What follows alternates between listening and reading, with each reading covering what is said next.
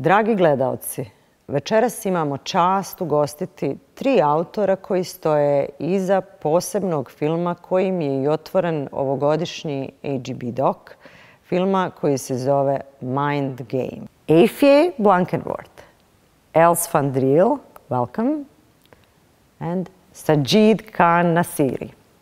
Welcome to our studio. Thank you very much. First, I have to congratulate you on your great courage and all the time that you spend making this story to be heard all over the world.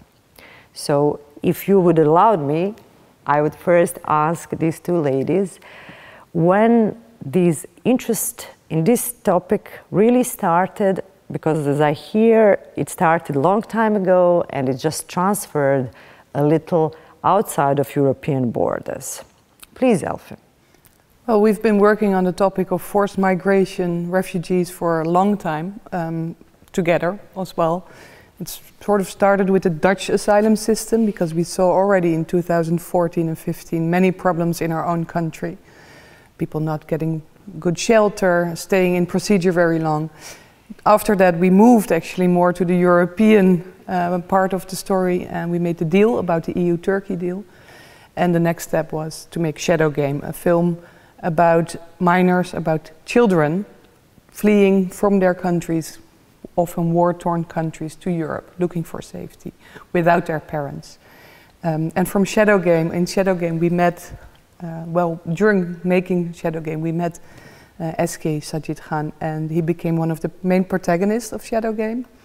And then we kept on following him, and our relationship developed, and we made the Mind Game together. So he's not just the protagonist, but he's actually the co-director of this film. Well, he is co-director, and your name is the first on the list. Thanks. It is, and it should be. It's his story. You are also a good cinematographer.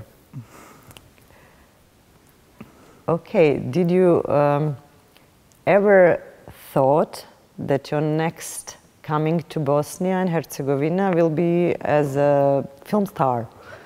Not really. But when I was in Bosnia and I was trying to go to Western Europe and I was trying game from here, but I had this in my heart, like when I will get my papers, so I will come here back. I didn't thought I will come here like for my work, for my film or something. But anyhow, it's life, and now I'm here legally, and so many things change. So I'm sitting in the national television of Bosnia and giving you interview. So I never thought that. Well, life is a challenge, yeah. And you were up to answering all the problems that you had ahead of you. Els, can you share with our audience about the hardships and hard times, the times when you didn't know where your protagonists were, when they didn't have phones or a network to contact you? Yeah, so we have been filming for about 2 years together with SK while he was on the road. And of course, we kept into contact with our cell phones. But yeah, we have families at home, so sometimes we had to go back, and we would come again when he was in the next level or next stage in his journey. But all the time when we were at home, we were uncertain about what was going on, and especially when he would have to go on game to cross a border illegally, that's how they call it. We would never know if we would see him alive again, and if he would be offline on the phone for days, sometimes weeks, and we would be very concerned, of course, what was happening, and sometimes it was really challenging, and he would be pushed back by violent border guards, and after some weeks we would hear from him, and then he failed to cross the border, and he would be back in Bosnia, for instance, and send us a message that he got pushed back and that it was a very unpleasant experience. And yeah, it was a really hard time, and of course for SK it was in the first place. And yeah, to be so close and at the same time so far away, it was heartbreaking, because yeah, we have a very privileged life in the Netherlands, and we would, you know, our lives would continue, and we would know about his struggle all the time. And Yeah. So what do you think that you two being mothers, did that in a way made you softer? I don't know, but it was, I mean, I have 2 daughters and one of them is exactly the same age as SK.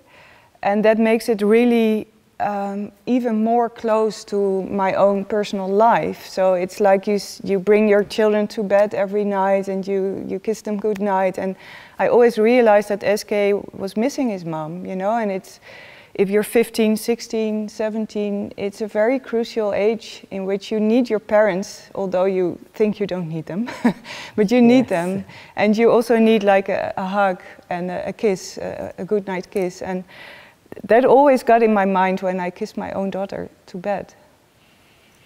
Yeah, without that kind of support, it is a very difficult time for all the minors that are really now outside. So you moved this project even more further and you crossed all the frontiers and you made it to the European Parliament. Can you share with us something about that?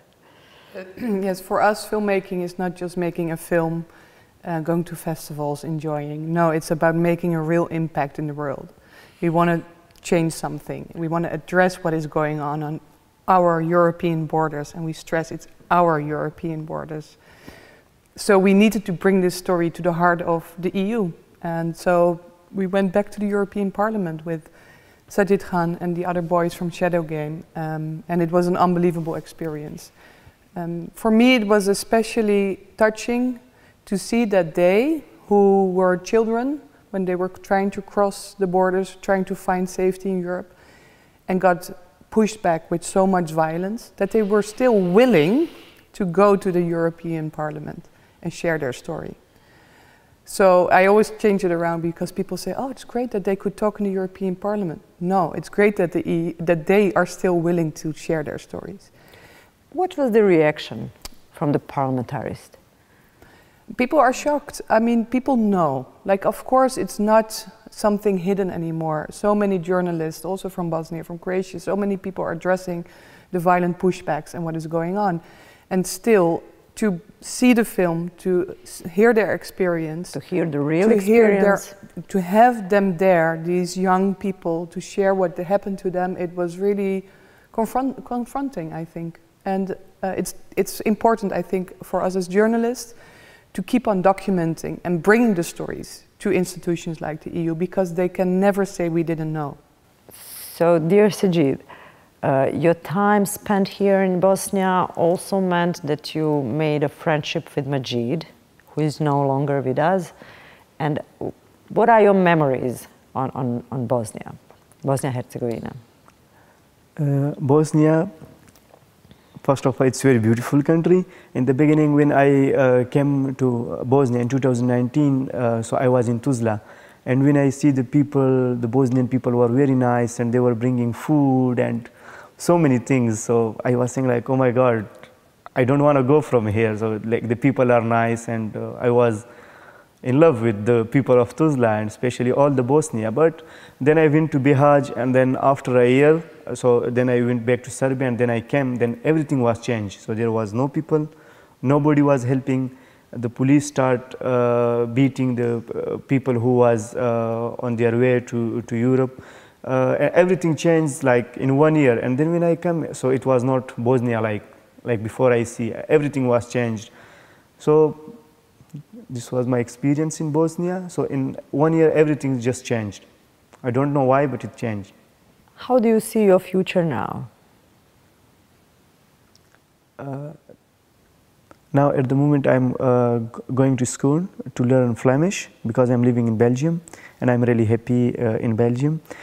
And I want to be a journalist. That's why I did co-directed my film, The Mind Game, with the help of 2 professional journalists, and they are really helping me. We are friends. They are a senior, and I'm learning so many things from them.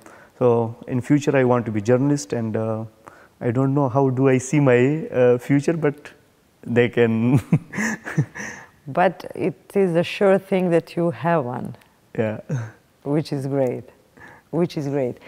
And what about the continuance of this project? Because the saving the childhood experiences that were stolen from the children, that's not going to happen overnight. So what are your future plans?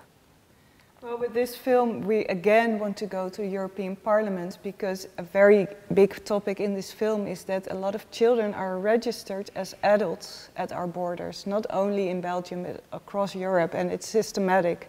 So it's a way to get off the obligation to help children, to protect children. So that's a really harmful thing for children. So that we want to address in the European Parliament, that there should be a good registration, which is taking care of children and not putting them into danger as so-called adults. We have to protect children on the move. It's our main topic for our impact campaign, and we will continue with that. Well, all that we can say is that we wish you all the best luck. Thank you. And all the stars that complete again, and that we will talk again in this studio with your new film. Thank you. Thank you. Thank you for your time. Thanks. Dragi gledalci, kada jednom djeci ukrademo djetinjstvo, to je jako teško vratiti. Ovo što su ovdje naše gošće učinile i pomogle ovom mladiću, usmjerile ga u budućnost, to je jedna jako velika stvar i čini nas jako sretni. U nastavku pogledajte šta nam donosi kolega Anadin Butković. Hvala.